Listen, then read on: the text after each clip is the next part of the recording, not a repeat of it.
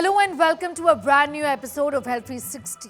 On the show this week, a quick lowdown on how to keep your brain sharp and delay early onset of dementia. Also on the show, just why are Salman and Shah Rukh Khan sleeping for less than 4 hours a day? And how bad is this habit? We'll also tell you why younger people are dropping dead during workouts and during dance performances. Videos continue to surface from across the country. I'm Sneha Mordani. This is Health 360.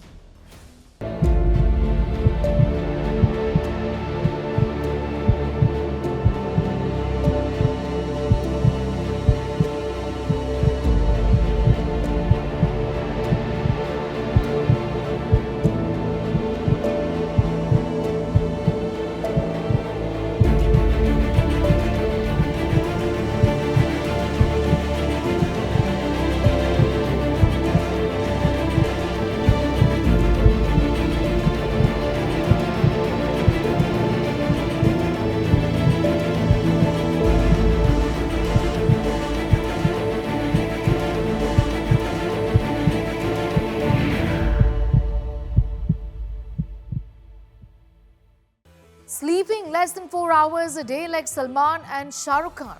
Guess what? That is not cool. It's not okay and you need to fix it ASAP. We'll tell you why in this report.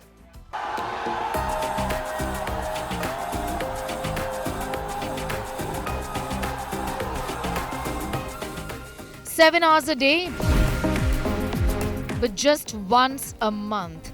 That is how poorly superstar Salman Khan sleeps. Salman recently spoke about how he sleeps for just 2 hours a day. I go to sleep at 2:30 am and wake up around 5 or 5:30 am. I sleep for 3 to 4 hours only. Shah Rukh Khan also says he sleeps for about 4 hours every day. That too between 5 am and 9 am. The poor sleep hygiene of both these celebrities has put the focus on chronic sleep deprivation, which has serious consequences. See, the amount of sleep which is needed to anybody function properly varies with age and lifespan. It is highly individualistic, and so there are short sleepers and long sleepers, but on an average, and as per recommendations of American Academy of Sleep Sciences and National Sleep Foundation, an average amount of sleep needed for a person to function properly is usually 6 to 8 hours. But many, not just Salman and SRK, say that they manage with less sleep and often do not feel the need for more hours. There are three problems which a person may face in which he will need to go to a sleep doctor. One is insomnia, second is hypersomnia, and third is parasomnia. Insomnia is inability to sleep or inability to maintain sleep. Hypersomnia is excessive sleepiness in spite of a good night's sleep. And parasomnia is abnormal movement or behavior during sleep. Among these three problems which the person is facing, there are 86 known sleep disorders. Chronic sleep deprivation can have both short-term and long-term health repercussions. Sleep plays a crucial role in maintaining various bodily functions. Do not make the mistake of underestimating poor sleep. If you're not sleeping well, there's a big concern there. While consistently getting inadequate rest can lead to severe health conditions. Short-term effects of sleep deprivation: impaired cognitive function, mood swings, irritability, reduced productivity, headaches and fatigue, slower reaction time. These are the short-term problems associated with sleep deprivation. But there are long-term problems as well. Increased risk of obesity, type 2 diabetes and dementia. For insomnia, there is a lot of psychological help and behavioral modifications are needed. The medications which you pop up for sleeping are usually just as short-term aids. We need to search for the cause of insomnia but not able to sleep. For hypersomnia, again we need to see the cause. If you have a sleep apnea, then we give a device which pushes air into your airway. You have to wear that device during sleep, and it keeps the airway open. For narcolepsy, then there are rare, there are many medications which are given, and then there's some behavioral, like naps are advised. For parasomnia, there are medications. There is abnormal movement in behavior. Sleep is not just a break from daily activities. It's a fundamental process that allows the body and mind to function optimally. Whether you are a celebrity or an average person, prioritizing sleep is essential for maintaining good health, productivity, and overall well-being. A video of a 23-year-old young woman dropping dead, face down, while dancing has surfaced once again in India, raising questions and shocking the country, given that many of these videos, similar videos, have been surfacing in the last few months or so. Questions are being raised on what exactly is going on, just why so many young people are dying in this fashion. We'll tell you more in this report. This video surfaced a few days ago and has gone viral. 23-year-old Parinita Jain collapses and dies at a cousin's wedding. The shocking video putting the spotlight again on why just so many people are dying of heart attacks. A similar case where a 16-year-old girl in Telangana's Mahbubnagar district collapsed and died while performing at a school farewell function. And there have been just so many more instances. So there are two things that are being now seen. One, which is an increase in heart attacks in the younger population, and also increase in the number of women suffering from heart disease. In the last 10 years, there has been a 2% increase per year in number of attacks in young individuals. So pre-COVID also there was an increase in younger individuals being affected by heart diseases. Post-COVID, we don't have exact data, but the surge appears to be higher. Because of the virus per se, inflammation, it can cause your blood to get clot in the arteries or in the veins, leading to cardiac issues. Other than this thing, because a lot of people, they lost their jobs during this era, so the depression crept.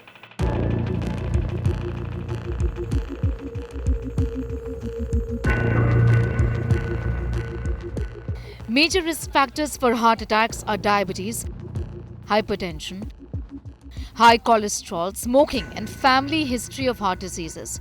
Increasing stress, lack of exercise, poor eating habits, and inadequate sleep are making even young adults and women vulnerable to heart attacks. These should be the big red flags. Diabetes, sugar, hypertension, increased blood pressure, obesity. Then comes dyslipidemia or abnormal cholesterol levels, tobacco and in any form smoking or chewable tobacco, they can both lead to cardiac diseases early than it was supposed to happen. Lack of exercise or sedentary lifestyle.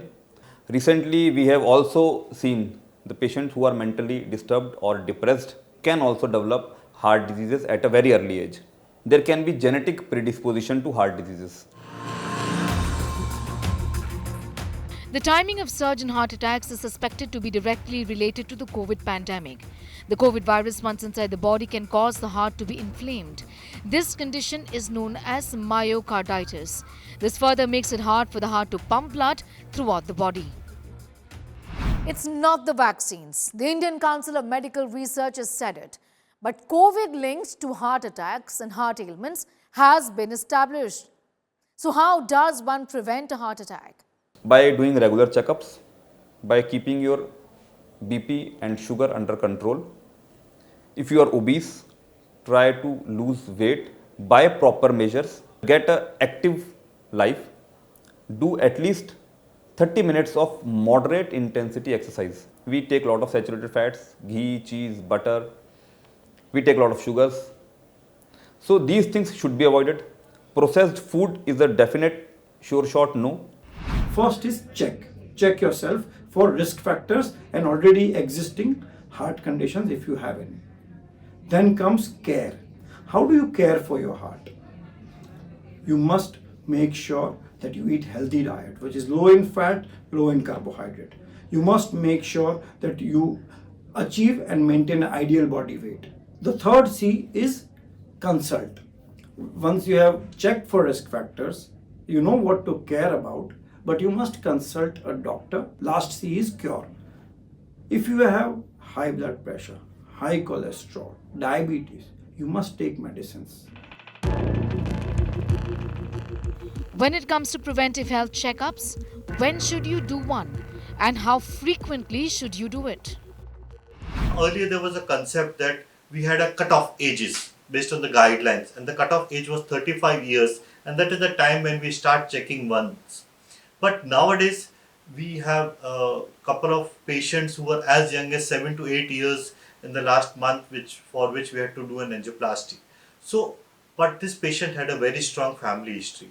So in an average, we don't recommend such young kids to undergo checkups, but a person at the age of 18 years, I feel, is the best time to start checking oneself. Are cardiac ailments more common in men than women? Or are women also becoming vulnerable? Usually it was thought that the young women, especially those before the menopause, had a lot of protective effect because of estrogens, and which it is. But once the menopause is gone, then the beneficial effects of estrogen are no longer there, and many of these ladies have more risk of getting heart attacks. So much so that it almost equals or maybe even more than that of men by the age of 70 or late 60s. We must get our cholesterol checked at least once, and if the bad cholesterol, which is the LDL, it is high, or if the lipoprotein small a is high, it means that the risk of getting heart attack is more.